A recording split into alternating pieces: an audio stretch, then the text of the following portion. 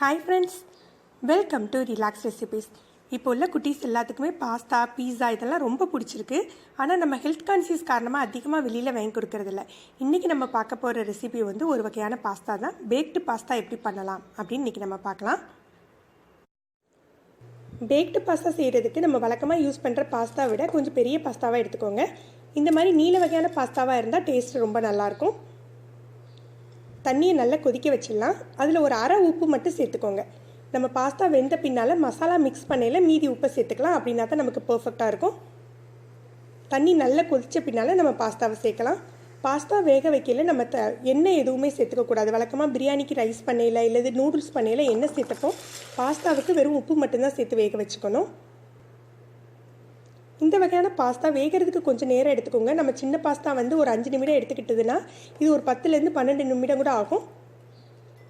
சில வகையான பாஸ்தா 8 நிமிடத்துலேயும் தயாராகிடும். அதனால் நீங்கள் 8 நிமிடத்துலேருந்தே செக் பண்ணிக்கோங்க.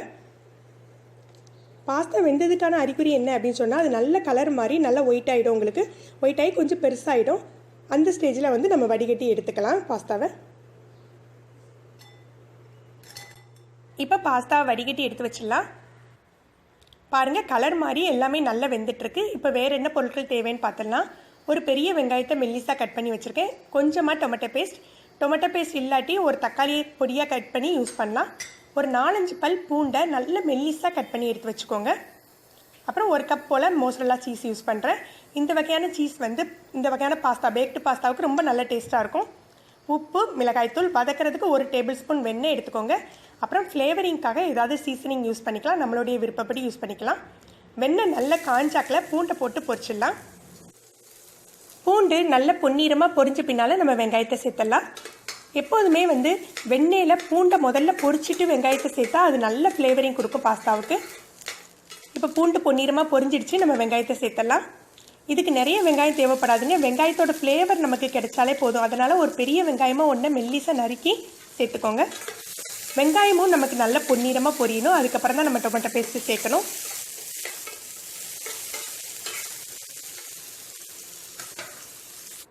இப்போ வெங்காயம் நல்லா பொன்னிறமாக பொரிஞ்சிடுச்சு. இப்போ நம்ம வந்து டொமேட்டோ பேஸ்ட் சேர்த்துக்கலாம். 1 டேபிள் ஸ்பூன் போல் சேர்த்துக்கோங்க. இப்போ டொமேட்டோ பேஸ்ட் இல்லாதவங்க ஒரு தக்காளியை கட் பண்ணி சேர்த்துக்கலாம். தக்காளியை வந்து எண்ணெயிலேயே நல்ல மசிகிற அளவுக்கு நம்ம வதக்கிக்கணும். டொமேட்டோ பேஸ்ட் அப்படிங்கிறதுனால நமக்கு குக்கிங் டைம் சீக்கிரமாக பண்ணிடலாம். இப்போ டொமேட்டோ பேஸ்ட்டை வதக்கின பின்னால் நம்ம காரத்துக்கு தேவையான அளவுக்கு மிளகாய்த்தூள் சேர்த்துக்கலாம். நம்ம இன்னும் உப்புத்தூள் சேர்க்கலை. நம்ம பாஸ்தா சேர்த்த பின்னால் தான் உப்பு சேர்க்க போகிறோம். இப்போ நம்ம பாஸ்தாவை சேர்த்துடலாம். இப்போ நம்ம வேக வச்சுட்டு பாஸ்தாவை சேர்த்து கிளறணும்.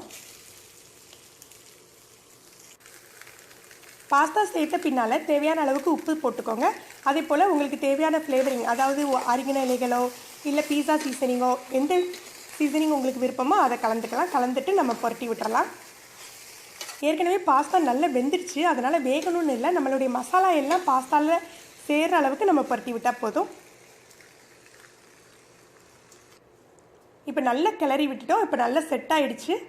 இப்போ நம்ம பேக் பண்ணுறதுக்கு எந்த பாத்திரத்துக்கு தேவையோ அந்த பாத்திரத்துக்கு மாற்றிடலாம்.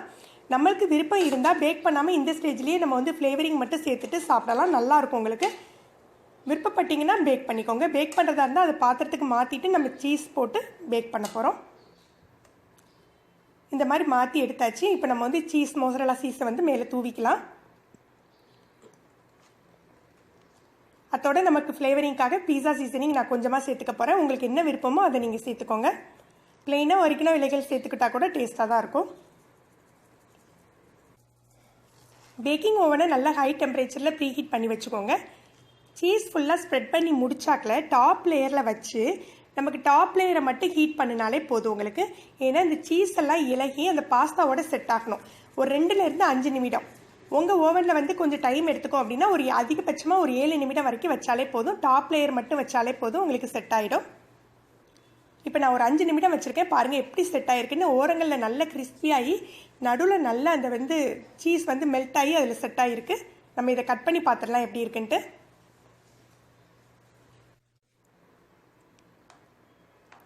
நீங்கள் விருப்பப்பட்டால் டாப்பில் மட்டும் இல்லாமல் நடுவில் கூட கொஞ்சம் சீஸ் போட்டுக்கலாம். அது நம்மளுடைய விருப்பம் தான். இதில் நம்ம டேஸ்ட் மேக்கரோ எந்த விதமான கெமிக்கலோ போடலை.